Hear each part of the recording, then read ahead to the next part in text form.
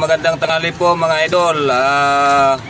Yung topic po ngayon natin ay tungkol po sa pag-ekonomiya po sa buhay o pagtitipid po na siyang nagpapahirap sa atin kung hindi tayo marunong magtipid.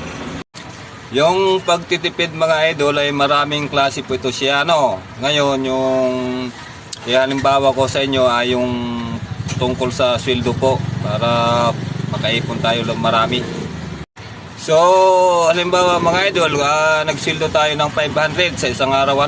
Yung iba nito, yung ginagawa nila, inuubos nila yung paggastos ng 500. Pag ang ipupangas niyan, lumalampas pa ang gastos sa maghapon. O gumastos na lang halimbawa 600, 700. Logi tayo dyan mga idol.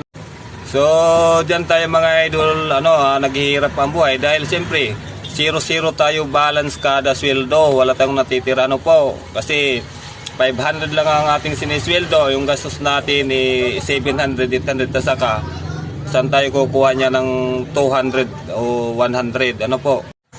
So ngayon mga idol, ibabahagi ko sa inyo ang ginagawa ko bawat sweldo dati. Pag kumita ko niya ng 500, yung gagastusin ko talaga yan sa maghapon, kalahati, 250. Ngayon sa bawat sweldo ko may natatabi ako ng 250. Yun. Ngayon mga idol, sa bawat sweldo natin kada araw, may natitira tayong 250. Magkano yun sa isang buwan?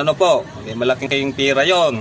Paano kung umabot ng isang taon, nakakatabi tayo ng 250? So mas malaking pira. Habang tumatagal po, dumadami ang pira natin, di ba? At hindi pa tayo iwanan ng ating mga asawa. Kasi mga idol, may ipon tayo at may panggastos tayo sa ating sa pamilya ba? Sa asawa, sa mga anak. Kasi may pera hindi tayo iwanan nila. O paano mga idol, hanggang dyan na lang po yung natin topic. At maraming salamat mga idol sa panonood nyo ng aking video. At sana po ay lagi po kayong manood sa aking video para updated po kayo sa aking gina-upload.